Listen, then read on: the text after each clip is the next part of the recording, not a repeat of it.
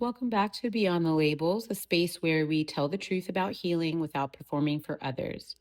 I'm Ann Alexis, and I guide high achievers, especially those who've had to be the strong ones, back into emotional safety, self trust, and real alignment. And today, I'm recording from my Healing Homestead, a space I'm building for deep restoration, nervous system safety, and the kind of healing you can actually feel in your body. It's also where I host healing retreats for the women who are ready to step out of survival mode and come home to themselves. So, if you're ever watching this with me in the background, gardening, building, resting, living, just know this is intentional. Healing isn't only something we talk about, it's something we practice. But today, we're talking about inherited trauma.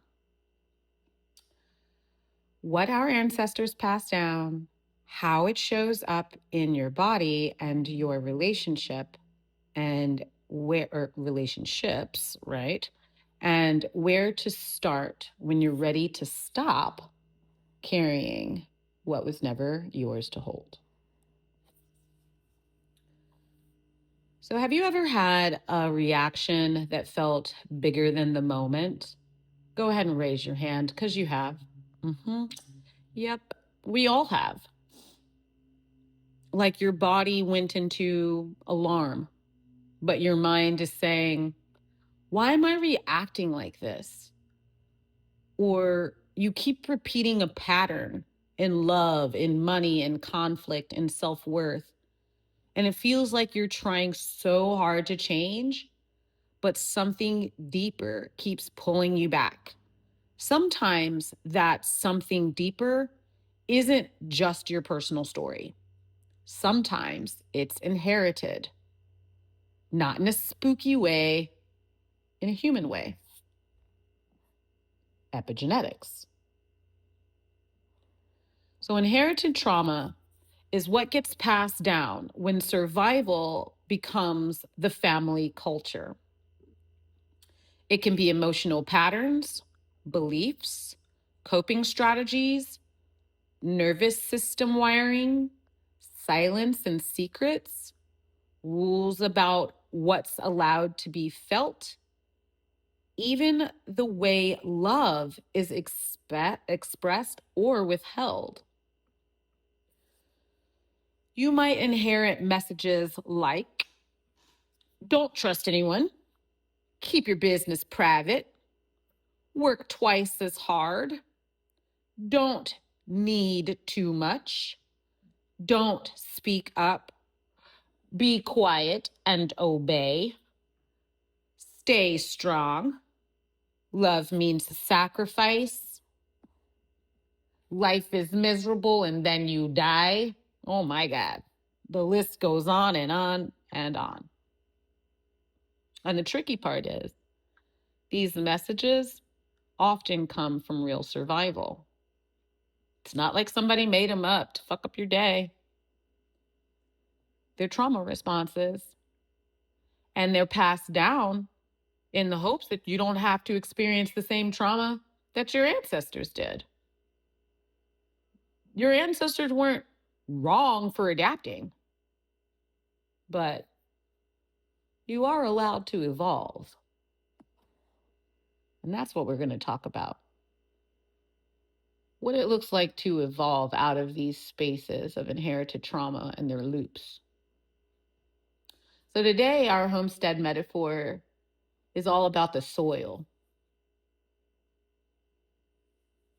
When you plant something, you're not just working with seeds, you're working with soil.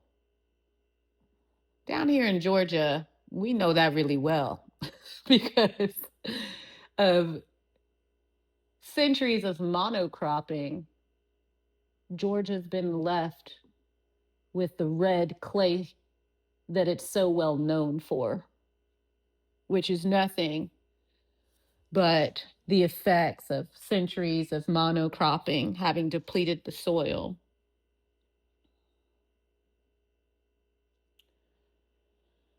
So When you're working with soil, what's been in that soil for years matters.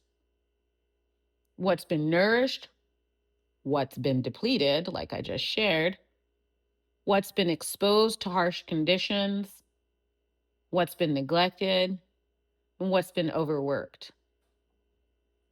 Inherited trauma is what's in the soil. It's the stuff that you didn't choose that's in there, like the grubs and the weeds and the lack of nutrients if you're dealing with this red clay and but you're living in the soil though. And healing is learning how to amend that soil. So you're not trying to grow a soft life in survival conditions, right? We are the things growing in the soil, in case that is not clear by this metaphor. We are the things growing in the soil. Our inherited trauma is what the soil actually is made of. If we grow things in soil that has not been amended, then the fruits of that labor will be impacted by the lack of that soil, no matter what you do, no matter how much sunlight you give it, no matter how much water you give it. It's still going to absorb whatever is in the soil. Until you change the soil, you'll just be absorbing all of the nothing, all of the trauma loopery, all of the trauma drama, and the shenanigans. So, honoring without carrying is how we're going to reframe this. When you can honor what your ancestors survived without repeating what they had to do to survive, right? That's honoring without carrying. Honor what your ancestors survived without repeating what they had to do to survive. You can respect their resilience without making their coping strategies your identity. Because of some of what got passed down was wisdom. We're not throwing out the baby with the bathwater. And some of what got passed down was pain. Healing is learning the difference. Taking what you need and leaving the rest.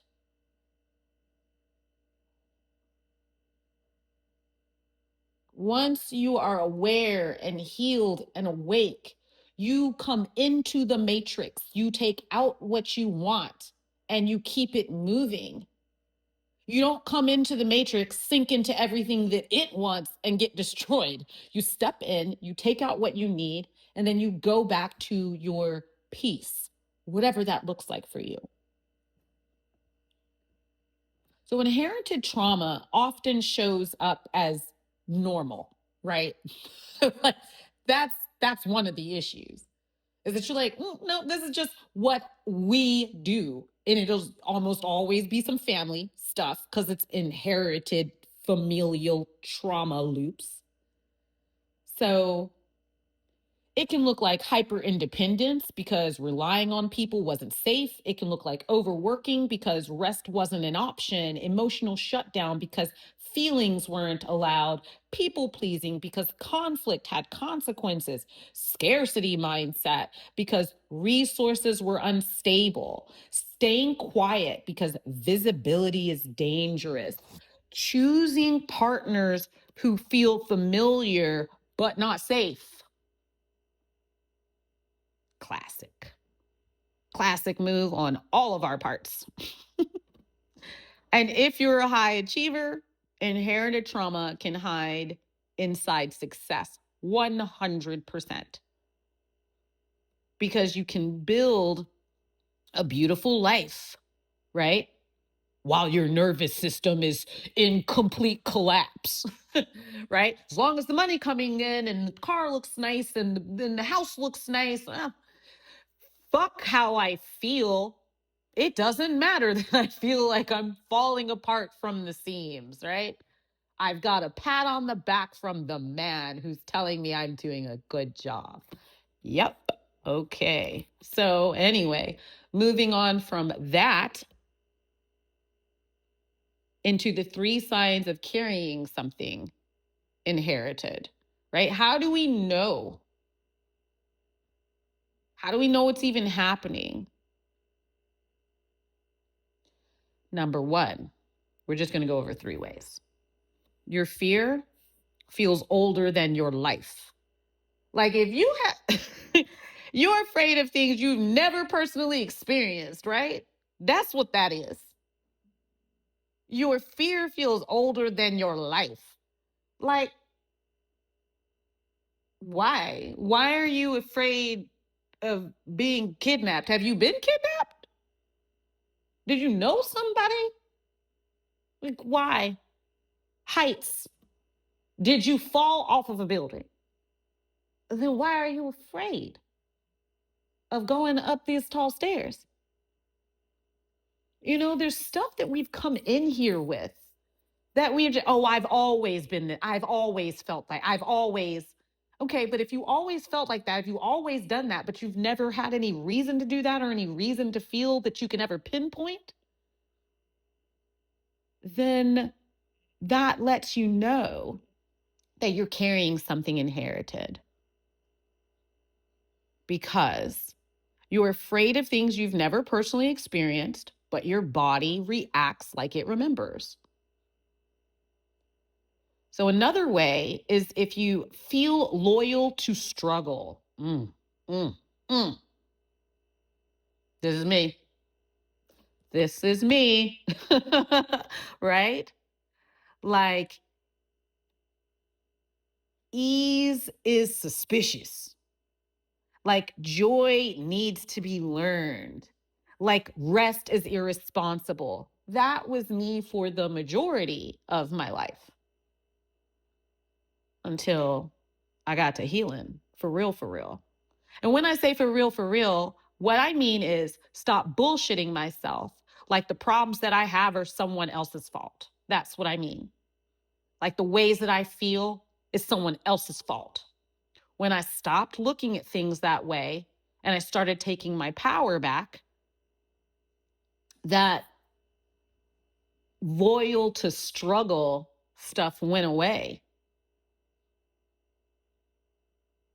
When I first moved out to this homestead, I would wake up having panic attacks, feeling like I was doing something wrong because I wasn't in slavery mode. It's mind blowing how deeply integrated these loops are and how they have been concretized over hundreds of years to create what we're looking at today that's our family or ourselves and our patterns. The last sign that you're carrying something inherited is if you find that you repeat a family pattern even when you disagree with it. You promised you'd be different, right? I'm not going to drink like my dad. I'm not going to yell when I get angry. I'm not going to, you know, uh, pop pills like my mom. I don't know. Whatever it is, you know, passive aggression, people pleasing, just whatever, however it shows up for you. But under stress, so you'll say, I'm not going to be that way. I'm going to be different. But under stress, you become what you watch. Like you become that exact thing. um, you know, like I grew up in a house where everybody yelled, and I'm not going to do that. But then every time you get stressed, you be yelling. You're yelling at people. And then you're mad at yourself because you knew, because you already told yourself you weren't going to do that. Now you're doing it. Now you're harboring shame and blame and resentment and all of these other things like guilt, and they begin to compound the inherited trauma.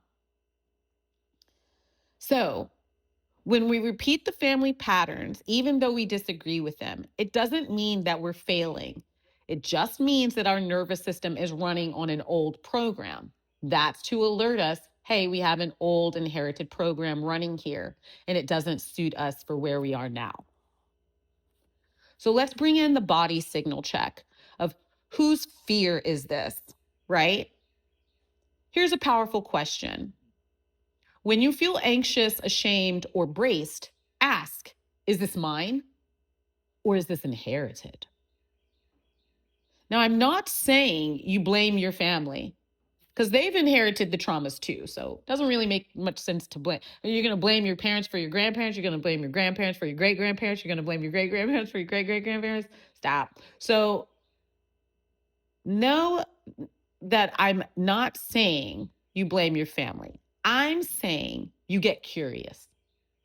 Because sometimes what you call my personality is actually your conditioning. And curiosity creates choice. When we start to be curious and we start to ask questions, it leads us to different choices because we have different levels of knowledge and information when we get curious and start asking questions. So let's do a 60-second practice to release the old contract. Try this with me. Let's go. Let's get it. Inhale slowly.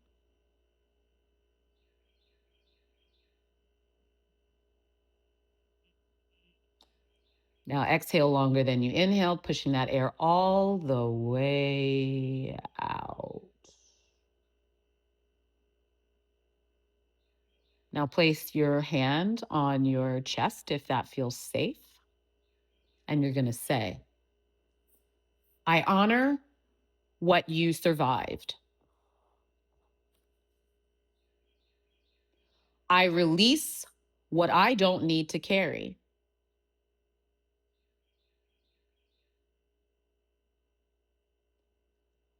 I am allowed to live in ease.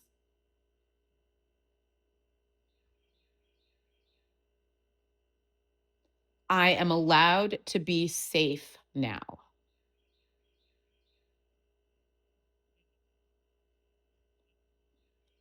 Now you're going to ask yourself, what am I still doing to stay safe that I don't need to do anymore? Let the answer be simple. Then choose one small shift this week, just one boundary, one rest ritual, one honest conversation that you can have with yourself or someone else, by the way. One moment of receiving, which you can give to yourself, right?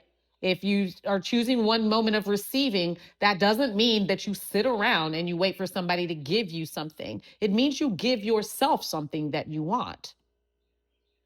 One decision made from safety rather than fear. Just choose one thing because small shifts break big cycles, right? James Clear loves to teach us this.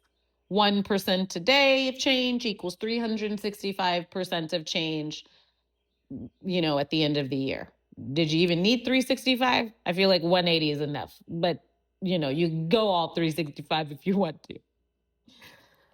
So, breaking inherited traumas can look like a few different things. So I'm going to give some examples so that you know when you're on track. The examples that I give in these podcasts that help you know when you're on track are really critical. They might not seem like a big idea, but I promise you, once you get started on these things, you'll be so much in the moment that you will likely struggle to realize your progress. I say that because after working with hundreds and hundreds and hundreds of clients over the years, I am always having to tell them, do you remember why you came here? Now look at all of these things that you're able to do. All of the reasons why you came here initially, this is how you've now counterbalanced them and changed your whole life. And then people like burst into tears and they're like, I didn't even realize. Because there's this thing that like healing is supposed to be this big, powerful impact, like boom to your chakras. It's not. It's not like that. It is gentle and it is paced and it comes slowly and makes itself known over time. So, breaking inherited trauma can look like resting without waiting to crash, letting someone help you without apologizing, speaking your truth without over explaining, choosing stability over intensity, allowing joy without guilt, building a life that doesn't require you to be in survival mode to be worthy. That's not disrespect. That's evolution. That's you becoming the ancestor you needed. So if this episode touched something deep, I want you to know you're not too much. You're carrying history, and it is a heavy burden. And you know what? You're allowed to put it down. If you're ready to go deeper, start with my alignment assessment. From there, you'll receive your personalized healing blueprint, so you're not guessing what you need or trying to heal with generic advice.